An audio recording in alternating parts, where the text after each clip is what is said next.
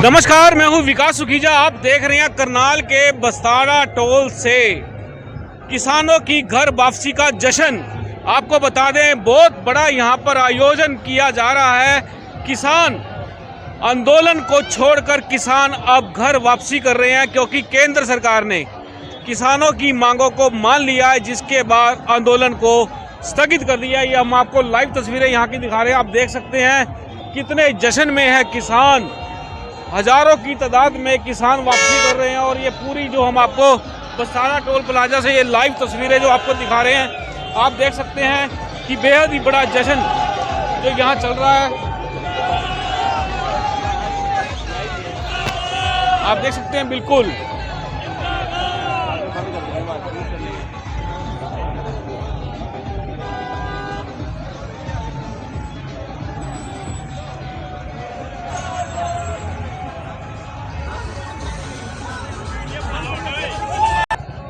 दोस्तों, घर वापसी को लेकर आइए बात करते हैं। कुछ किसान हमारे साथ मौजूद हैं, उनसे जानना चाहेंगे क्या कहना चाहेंगे। आज घर वापसी हो रही है किसानों की, 1 साल से ऊपर हो गया था, सिंधु बॉर्डर पर डटे हुए थे। देखिए, ये किसानों की आज घर वापसी ऐतिहासिक पल है जो ज़िंदगी में ना भूलने वाला है। पिछले 1 साल तकरीबन 2 महीने हो चुके हैं। किसान अपने तन मन धन से इस आंदोलन को सरकार के खिलाफ, जो हठी प्रधानमंत्री नरेंद्र मोदी जो को अपनी जिद पर तुला हुआ था, आज किसानों का ये पल ज़िंदगी में ना भूलने वाला है। फिर भी हम कहते हैं इस प्रधानमंत्री को 1 साल बाद अकल आई कि 3 काले कानून को संसद में रिपील कर आज किसानों की वापसी हुई है। किसान इस पल को कभी जिंदगी में नहीं भूल सकते। आज किस तरह से स्वागत किया जा रहा है, बड़े धूमधाम से, बड़े चेहरों पर आज काफी समय के बाद खुशियां देखने को मिल रही है। किस तरह से महसूस करते हैं आप? बिल्कुल, कैसे स्वागत कर रहे हैं आप लोग? बिल्कुल बिल्कुल जी, ये बस्ताड़ा टोल प्लाजा जो कि करनाल जिले का बहुत केंद्र का स्थान रहा है, आज बस्ताड़ा टोल प्लाजा में करनाल जिलों वालों ने किसानों का स्वागत बहुत ही उच्च पद्धर पर किया हुआ है। आप देख रहे हो कि लाखों किसान जो दिल्ली से वापस आ रहे हैं, और हमारे करनाल जिलों ने इनकी स्वागत में कोई कमर नहीं छोड़ी हुई। किसानों का बहुत भरपूर, किसानों का उच्च पद्धर पर स्वागत किया जा रहा है। करनाल जिले ने इस आंदोलन को बहुत ही मेहनत के साथ लड़ा है, और सभी किसान वासियों को, भारतवासियों को जिन्होंने आंदोलन लड़ा है, बहुत बहुत धन्यवाद, दिल की गहराइयों से धन्यवाद। बिल्कुल दोस्तों, किसानों का धन्यवाद किसान कर रहे हैं। आपको बता दें, क्योंकि लंबा संघर्ष चला। क्या कहना चाहेंगे आप पूरे इस किसान आंदोलन को लेके? देखिए जी, 25 नवंबर 2020 को चले थे, मोड़ा मंडी जिला अम्बाड़ा से चले थे। और सबसे पहले तो आप भाइयों का भी धन्यवाद। आप हमारे साथ ट्रैक्टर पर चढ़ के, क्रेन पे, कंपेन पे, बुलडोजर पे, कैंटर पे चढ़ के भी आपने अपनी जान का जोखिम डाल के जो ऐतिहासिक पत्रकारिता आपने करी है, उसकी बदौलत आज हमें जीत मिली है। हमारी बात जन जन तक पहुंची है। जब बड़े चैनलों को, गोदी मीडिया को सरकार ने काबू कर लिया, तो सोशल मीडिया के आप जैसे भाइयों ने हमारी बात हर घर में हमारी बात पहुंचाई। और लड़ाई जो ये है हमारी, जिस तरीके से हमने कहा था कानून वापसी तो घर वापसी, उस बात पर हम खरा उतर रहे हैं, अपने प्रॉमिस पर जो हमारा नारा था। और दूसरी बात एक और कही थी हमने, एमएसपी नहीं तो आंदोलन वहीं। अभी हमारा युद्ध विराम हुआ है, सीज फायर हुआ है, आंदोलन स्थगित हुआ है, आंदोलन खत्म नहीं हुआ है। एमएसपी हमारी किसानों की बहुत बड़ी मांग है, और हम इसे हर कीमत और कुर्बानी पर एमएसपी खरीद गारंटी का कानून हासिल करके रहेंगे, हर हालत में रहेंगे। और जिन राज्यों में एमएसपी नहीं थी, उन राज्यों में सरकार एमएसपी तो दे नहीं पाई। बिहार और उड़ीसा जैसे उन राज्यों को बीमारू कैटेगरी में डाल दिया। भाई ये यहाँ हालात खराब है हर तरीके से। इस आंदोलन की एक सफलता ये है, देश के सभी राज्यों को एमएसपी का पता लगा।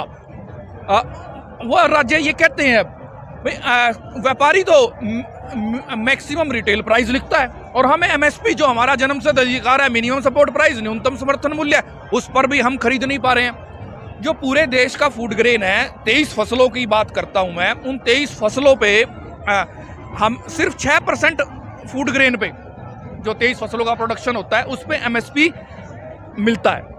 और वो जो एमएसपी मिलता है वो उसमें ज़्यादातर हरियाणा और पंजाब का गेहूं और चावल है।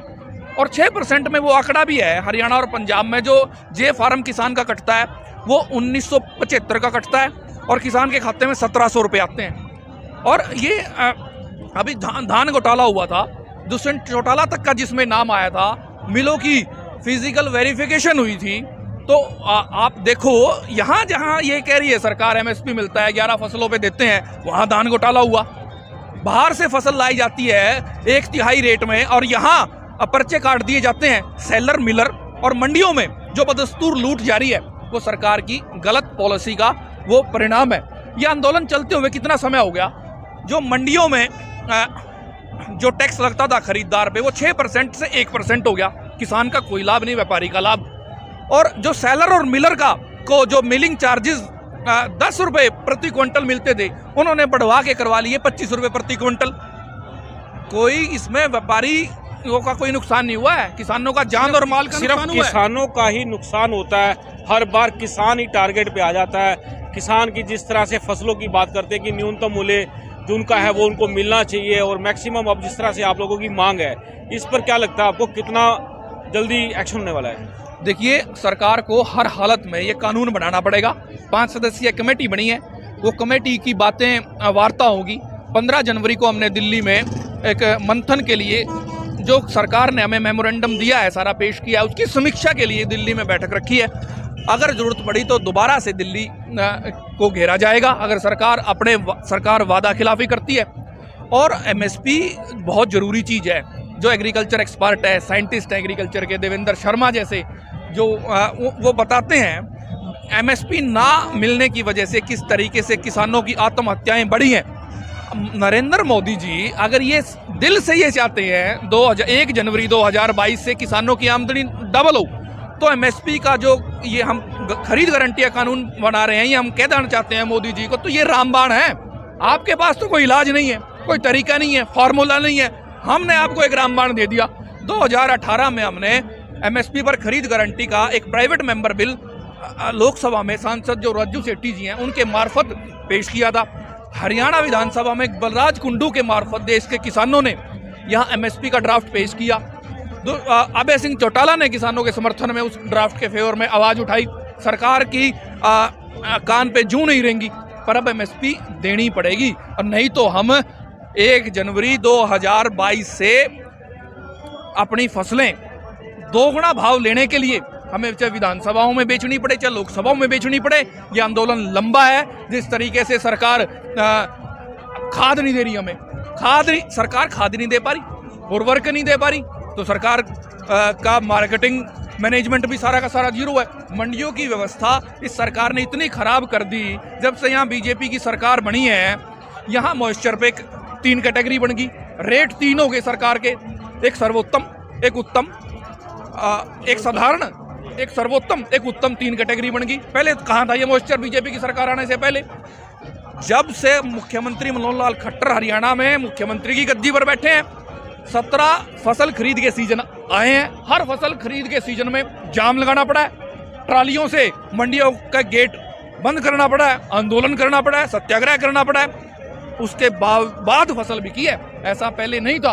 अब ये अपने सलाहकार बदलें, अपने किसान की जो पॉलिसी है एग्रेरियन पॉलिसी, वो अपने अंबानी अडानी को, कॉरपोरेट को फायदा देने के लिए जो ये लेके आए थे, तो हमने इनको अपना प्रपोजल, हम एडवाइजरी में किसान शामिल रहेंगे। एक किसान आयोग क्यों नहीं बना देते? किसान आयोग को इतना प्रभावी बनाएं भाई, उसकी बातें मानी जाएं। देश में जैसे रेलवे का अलग बजट है, एक खेती के लिए एक अलग बजट होना चाहिए। मांग करते हैं किसान आयोग की मांग।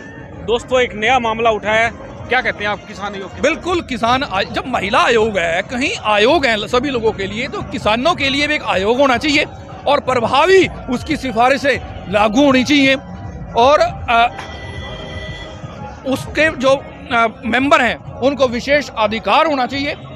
और एमएसपी पर खरीद गारंटी का कानून C2 + 50% के हिसाब से एमएसपी तय हो। एमएसपी कम है आज भी, एमएसपी बढ़ाई जाए। जो व्यापारी कम रेट पे फसल खरीदता पाया जाए उसको गैर जमानती धारा में गिरफ्तार सरकार करे उस कानून के तहत, और साबित होता है इस व्यापारी ने एमएसपी से कम रेट पे खरीदी तो उसके लिए 10 साल की सजा का प्रावधान हो। बिल्कुल दोस्तों, आपको बता दें किसान आयोग की मांग जिस तरह से सामने उठ रही है कि किसान आयोग बनाया जाना चाहिए ताकि किसानों को न्याय मिल सके। तो अंत में आप क्या कहना चाहेंगे कि मैं- किसानों की जो घर वापसी हो रही है उससे आप कितने खुश हैं? किसानों की घर वापसी के बारे में ये कहना चाहूँगा, एमएसपी का मुद्दा अभी पेंडिंग है। अब हम कानून वापसी, घर वापसी का जो नारा था उसको उस पर चलते हुए वापस जा रहे हैं। एमएसपी नहीं तो आंदोलन वहीं के ये कहना चाहता हूँ, एमएसपी हमारा जन्मसिद्ध अधिकार है। हर कीमत और कुर्बानी पर हम एमएसपी हर हालत में लेकर रहेंगे। भाईचारा जाग चुका है और लड़ाई अभी लंबी, हर मुद्दे पर जो प्रदेश स्तर के मुद्दे हैं उन पे लड़ाई लड़ेंगे हम। सेंटर का जो बात है वो 15 जनवरी तक देखेंगे इन्होंने क्या किया है, और अगर कुछ नहीं किया तो मजबूरन किसानों को चुनावी राज्यों में बीजेपी सरकार का विरोध करने के लिए देश के हर नुक एंड कॉर्नर में जहां चुनाव है 5 राज्यों में वहां जाना पड़ेगा। और अब एकता इतनी बढ़ चुकी है, आंदोलन की जीत तो मैं कहता हूं क्यों नहीं हो सकती थी। हरियाणा के पंजाब के किसान राम बनकर आए, हरियाणा के किसानों ने लक्ष्मण बनकर उनका साथ दिया, और यूपी के किसान तो हनुमान बनकर आ गए। हमने जो सभ्यचार, किसानों का जो बॉर्न एंड बॉटअप, पैदाइश, परवरिश, मैनर्स, एटिकेट्स, अदब, तहजीब, शिष्टाचार जो देखा है पूरे देश के लोगों ने, जो सत्याग्रह, लंबा आंदोलन चला, किसान ने धैर्य बनाए रखा, हर लाठी चली, गोली चली और चोटें लगी, सब कुछ सहन किया है। पर परवरिश कैसी है? परवरिश ऐसी है, भारत है जे वांग मुंदरी ते विच नग पंजाब दा, गंगा जमन देवते ते जमुना जमन देवियां, आशिक मगर जम सकदा सिर्फ पानी चनाव दा। चनाव के पानी में हीर, रांझा, शशि, पन्नू, सोनी, महिवाल, मिर्जा, साहिबा पैदा हुए हैं। उस मिट्टी में ताकत है, 5 आबों में, 5 दरियाओं में। भगत सिंह जैसे लड़ाके वहां से पैदा हुए हैं। और जो ये अंधभगत सिखों को बदनाम करना चाह रहे थे, खालिस्तान की बात कहते थे, हिंदू और सिख की लड़ाई करना चाह रहे थे, उनको मैं ये कहता हूँ, हिंदू ते सिख बावा ने दो एक शरीर, अखा ने दो एक नजर, बुल ने दो एक मुस्कान। जो इन्हों वखरा समझे वो इंसान नहीं, और नादान है। जो डुलिया सी खून शहीदां दा ते कट्ठे सां असी, जो जित्या किसानी संघर्ष ते कट्ठे रहे असी, ते ताउमर कट्ठे रवांगे असी। बिल्कुल दोस्तों, ताउमर एक साथ रहने की बातें हो रही हैं, और पंजाब को राम और हरियाणा को लक्ष्मण और उत्तर प्रदेश को हनुमान की संज्ञा दी गई है। दोस्तों आप देख रहे हैं ये अब तक टाइम्स की खास खबर दिखा रहे हैं, हम चाहेंगे इस खबर को अधिक से अधिक लाइक और शेयर कर दें। आप देख रहे हैं अब तक टाइम्स, मैं हूं विकास सुखीजा अपने साथी कृष्ण के साथ। नमस्कार, जय हिंद, जय भारत।